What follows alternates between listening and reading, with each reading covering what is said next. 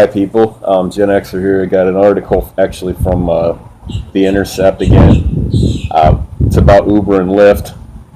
Uber and Lyft driving taxi drivers into poverty and despair.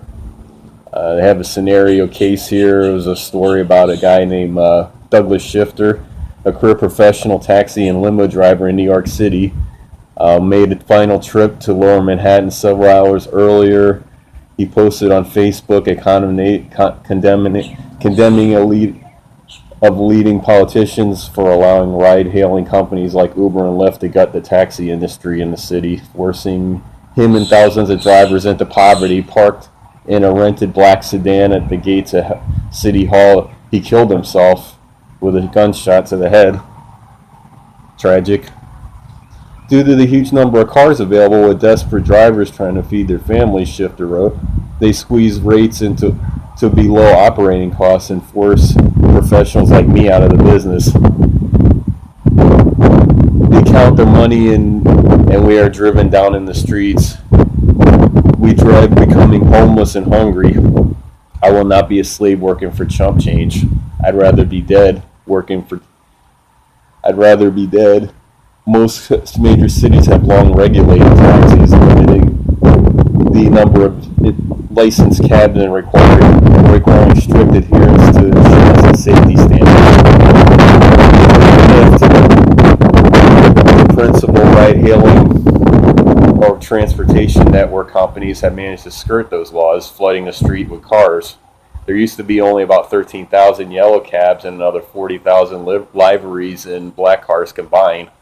But Harvey Desai, executive director of the New York Taxi Workers Alliance, a nonprofit union with over 19,000 members, said on the Democracy Now! News Hour, you have over 130,000. Nobody can earn a living.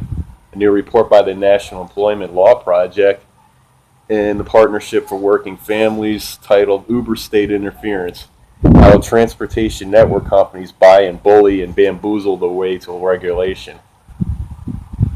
States primarily Uber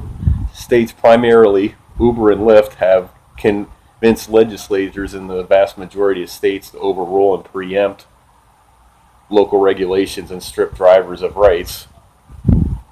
The speed and sweeping effectiveness of the industry's use of this strategy, known as the state interference or preemption, is unprecedented. They liken the lobbying tactics used by Uber and Lyft to those of the tobacco and gun lobbies. Wow.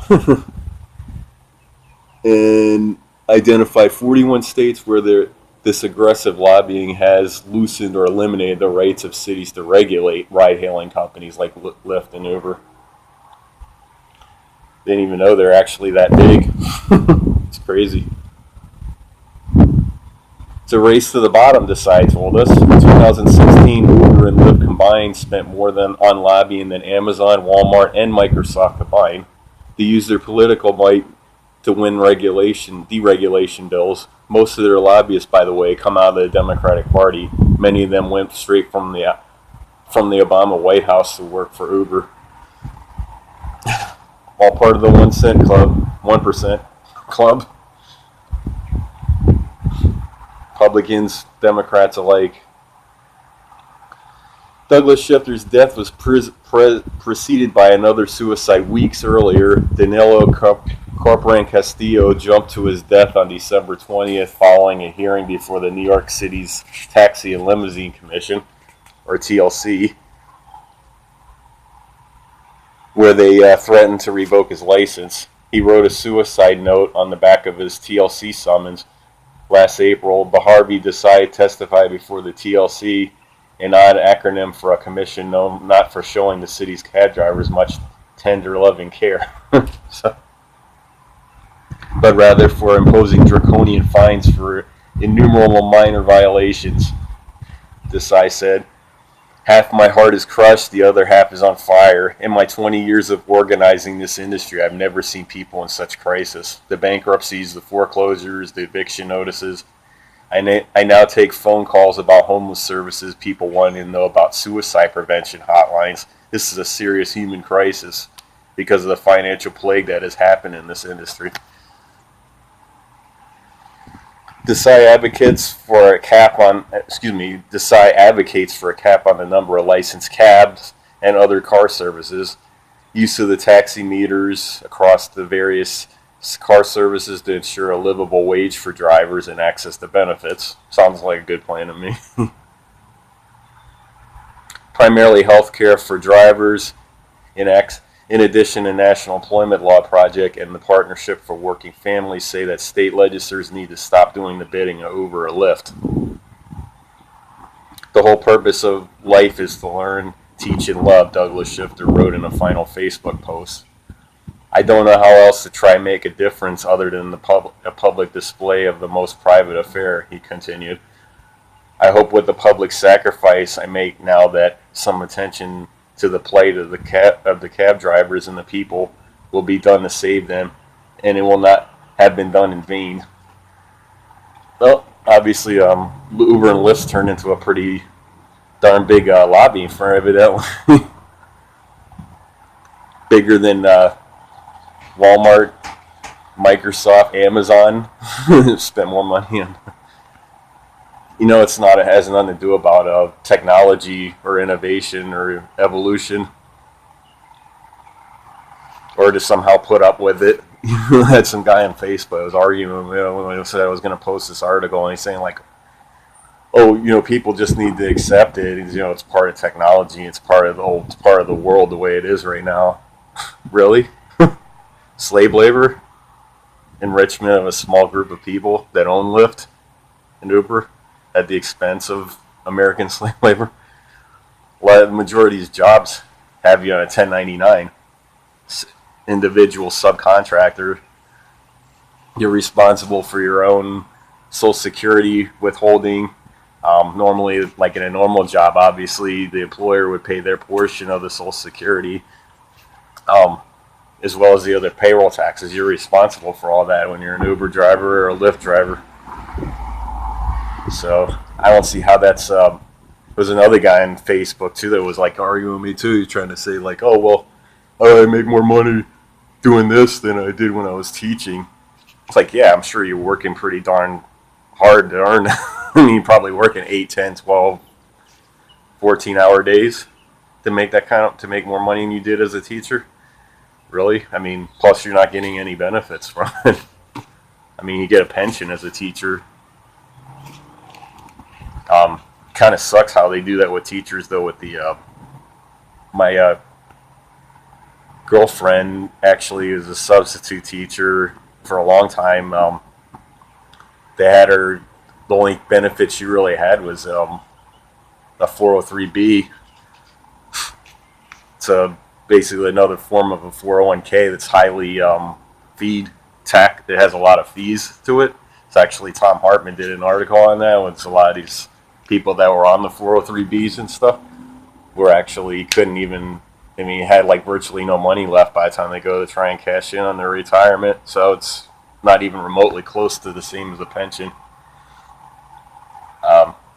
Obviously, normal teachers get those, but the way that the right wing keeps trying to privatize everything. I know I'm kind of getting off the article here, but it just shows you how bought our freaking government is. That a lot of the ones that were in the lobby firm were from the Obama administration.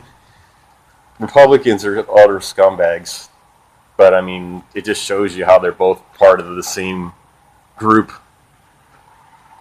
The 1%, they're all working together to undermine you. They're working against you, like Jimmy Dore says a lot of times. They are. So, it's a terrific article. I love Intercept. I mean, it's top notch. I love Glenn Greenwald and stuff. He's a terrific mind, terrific reporter. You almost never let him on MSNBC here in these major networks. They make a horse's behind out of most of them. So him and Tom Hartman are my two favorites. I like listening to both of them. They're both terrific perspective on things. It just shows you, man, it's like how corrupted our government, how this is gone. We need to definitely get money out of politics. Um, I actually signed up once to drive for Uber. Is so desperate to make money. Um, like I said, it's 1099. You're responsible for all your payroll taxes, your Social Security, health insurance. Obviously, you'd have to go on to the exchange or something to get insurance. You have to pay for it, maybe partially get subsidized as long as they don't get rid of it. And then on top of it, you're using your own vehicle or renting one. So you either go and pick up the car and you drive for them, or you're using your own vehicle and putting on, tremendous amount of wear and tear and mileage on your vehicle. My car would never be up to standard for that. I got like a 1995 Saturn. It's actually a good little car. When GM actually had their head out of the rear end, But they were the ones that destroyed Saturn too. Mostly out of, I don't know what the story was of that. Mine's a 95, the other thing's super light. Before I ended up with my disability, it was doing a lot of work to it and lowering it and putting carbon fiber hood on it. It dropped like 60 pounds off the car too. It's like quick. Poured polished intake manifold. Polyurethane suspension. It's a great little car, man. But anyway. Yeah, it's like mine would never fit up to the standard for, obviously for Uber. You have to have, a 2008 or something. It can't be older than like 10, has to be less than 10 years old maybe, I guess. I'm not sure exactly, but can't be too old, I know. It's all about slave labor, man. I bet you'd be hearing about these people in the news eventually too. The owners of Lyft and Uber is being, up there with Amazon, with Bezos, same type of thing. Just enriched himself off slave labor. It's the American way, man. It's kind of sad, but so that's why the UK actually had the right idea. They actually, the Royal Taxi Cab Company, I guess, whatever it was in the UK, where they actually kicked Uber and Lyft out of the country, I believe, if I remember right. But just to protect them. They make a living wage, so they can maybe give you a little bit of a ride for slightly cheaper, but ultimately the price that's paid to the economy as a whole is more than that little slight amount that you'd pay more for say a taxi cab to give somebody a living wage. It's got its consequences for your actions, Just like with Amazon, I don't ever shop there anymore. I don't shop there. I don't shop at Whole Foods. I get all my stuff at Publix and stuff because I worked there a long time, actually. So it's detrimental to myself to not shop anywhere else. But they pay people, they give people actually a really good pension, or at least free stock and stuff at Publix. They're a good company, so without even having to buy anything. It's kind of like a pension, plus they're a private enterprise, but we need more companies like that, not like Uber and Lyft, where they virtually give you no kind of subsistence for retirement or benefits other than pay.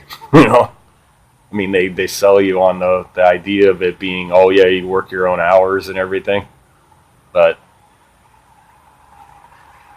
they also don't tell you that you're going to be paying more probably in payroll taxes and everything else with no benefits, just so they can sell you a cheaper ride. Sad, but I know I say that every video is sad, but I'd like to say something happy. I want to.